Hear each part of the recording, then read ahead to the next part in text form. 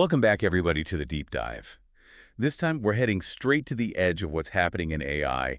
And, things get pretty wild out there. It's not just about AI making life easier anymore, but changing what's even possible. It really is amazing to see how quickly things are moving. Yeah, and that's exactly what we're going to be digging into today. Quantum computers, AI, making videos that look totally real, and even using AI to design whole cities.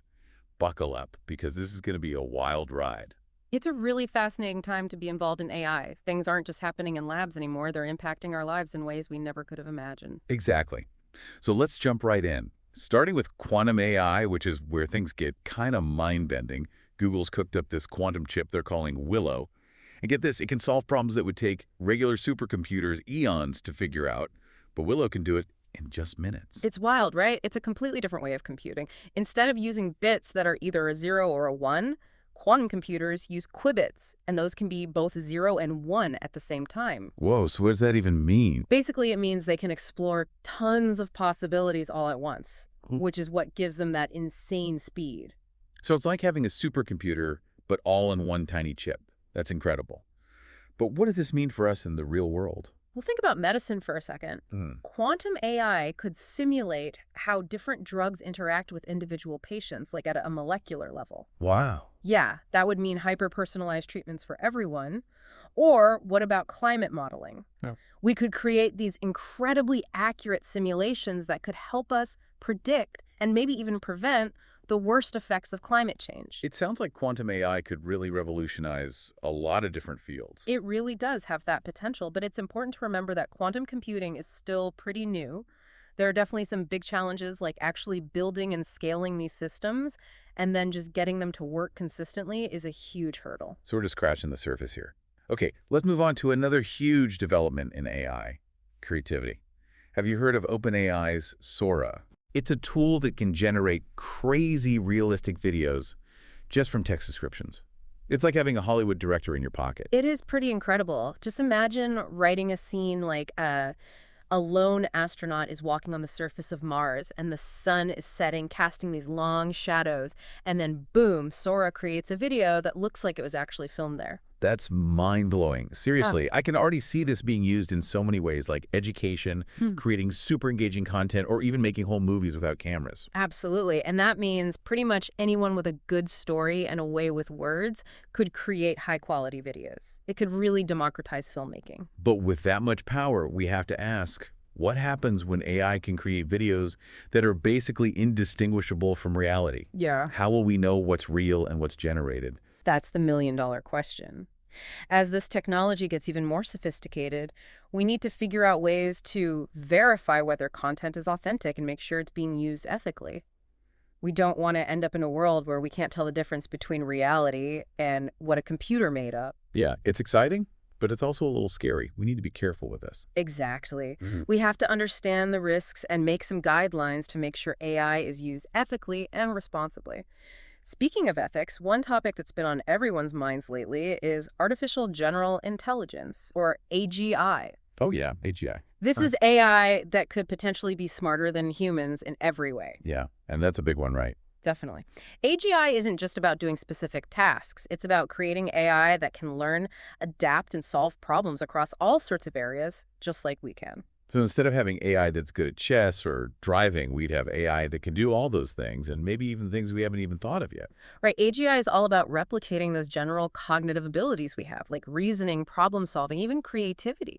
I'm not going to lie, that's kind of intimidating. What are some of the roadblocks researchers are facing in developing AGI? Well, one of the biggest ones is that we don't even fully understand how human intelligence works. Oh yeah, that's a problem. We're still trying to figure out how our brains learn, reason, and make decisions, so trying to recreate that is a pretty tall order. For sure. And then on top of that, we have to make sure AGI is aligned with human values. Right. If we create machines that are smarter than us, how do we make sure they use their intelligence for good? That is the question, isn't it? It's something we absolutely have to address as we keep developing this technology. It seems like as we get closer to AGI, the ethical questions become even more important. Absolutely. We need to be very careful and really think through the potential consequences. We have to establish some clear guidelines for how we develop and use AGI. It's a conversation we need to be having right now. Okay, so let's switch gears for a minute and talk about how AI is changing something you might not expect. Material science. Okay, material science. How so? This is where AI is literally helping us design the future, like atom by atom. Think of it this way. AI can analyze tons of data about different materials and find patterns that we might miss. So it's like having a superpowered research assistant. Exactly. And this means scientists can test new materials virtually before they even make them in a lab. So it's saving a ton of time and resources. Yeah, it's speeding up the whole process. We're talking breakthroughs in things like energy, electronics, even medicine. Wow. Okay, so what kind of new materials are we talking about? Give me some examples. Imagine self-healing materials. You know, things that can repair themselves, like in those sci-fi movies. That would be insane. Right. Or how about super efficient solar panels that can capture way more energy from the sun? That could be huge for a more sustainable future. Those are some pretty big advancements. What about medicine? Are there applications there too? Of course, Huh. AI is helping design new ways to deliver drugs, create implants that are compatible with our bodies, and even develop personalized medicine based on your DNA. This is all really exciting, but it also makes you think about the downsides. Hmm. As we're creating all these crazy new materials, how do we make sure they're safe for us and the planet? That's a really important point. Like any powerful technology, we need to think about the risks and figure out ways to mitigate them. We have to assess the environmental impact of these new materials and make sure they're produced and disposed of responsibly. It's a lot to consider. It is. It's about finding that balance between pushing the limits of what's possible, but also being mindful of the bigger picture. And that's where communication and collaboration come in. Scientists, policymakers, and everyday people all need to work together to make sure these advances in material science actually benefit humanity and don't harm the environment. All right, so we've talked about quantum AI, material science. What's next? Well, how about we take AI beyond Earth and head to the final frontier, space? AI is playing a huge role in helping us explore and understand the universe. Okay, so we're going to space now. I like it. NASA is using AI to sift through massive amounts of data from telescopes and spacecraft. They're looking for patterns and things that are out of the ordinary, things that we humans might miss. It's like having an AI astronomer working 24/7. Exactly. AI is really good at analyzing huge amounts of data and finding those subtle patterns that would take us forever to spot. And this is leading to some incredible discoveries. Like what? Well, for one, AI is helping us find new planets outside our solar system. Some of these planets might even be able to support life. AI is also helping us study black holes. Black holes. That's crazy. Yeah, those mysterious objects in space that warp time and space. So AI is helping us understand some of the most complex things in the universe.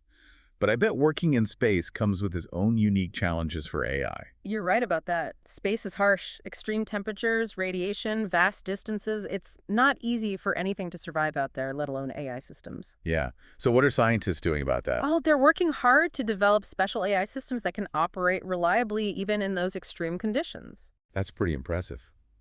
It's amazing to see how AI is pushing the boundaries of what's possible, both here on Earth and out in space.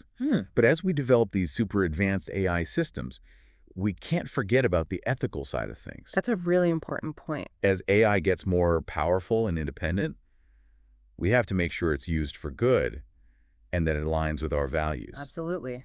We've covered a lot of ground today, from the crazy potential of quantum AI to AI exploring the vastness of space. It's clear that AI is rapidly changing the world we live in. Yeah, and it seems like it's just getting started. Right. The pace of innovation is incredible. What we've talked about today is just a glimpse of what's to come. That's both exciting and kind of scary. It's a pivotal moment in human history. How we develop and use AI today will shape the future for generations to come. So we have a big responsibility to get this right. We do. It's up to us to make sure AI is used to benefit all of humanity. It really feels like we're standing at the edge of something big, doesn't it? Yeah, Like the choices we make about AI today are going to have a ripple effect for years to come. I agree. It's crucial to have these conversations to really dig into both the amazing potential of AI and, the potential risks. Yeah, we've seen how AI can be a powerful tool to tackle some of the biggest challenges we face, like climate change, or even finding cures for diseases. Right. And we've also talked about the ethics of creating machines that can think and learn like we do. It's a tricky balance. Yeah. So what can we do? What can regular people do to help shape the future of AI? Well, the first step is to stay informed. Learn Yeah. about the different types of AI, how they're being used, and what the ethical considerations are. So educate ourselves, basically. Exactly. And don't be afraid to ask questions or share your thoughts. Be an active participant. Yeah, we need to go beyond all the hype and the fear-mongering surrounding AI and actually have thoughtful conversations about it. This deep dive has been pretty eye-opening. We've explored how AI is changing everything from how we design materials to how we explore the universe. It's pretty wild. It really is, and we've only just begun to scratch the surface. AI is constantly evolving and changing. New breakthroughs are happening all the time. So to everyone listening, keep exploring, keep learning, and keep asking those tough questions. The future of AI is literally being written right now, and we all have a role to play in shaping it. That's a great point. And hey, we'll be back next time with another deep dive into a whole different area of AI. We're going to explore how AI is impacting art and music, creating masterpieces that blur the line between human and machine creativity. That sounds awesome. It is. Until then, thanks for joining us on this deep dive into the fascinating world of AI. See you next time.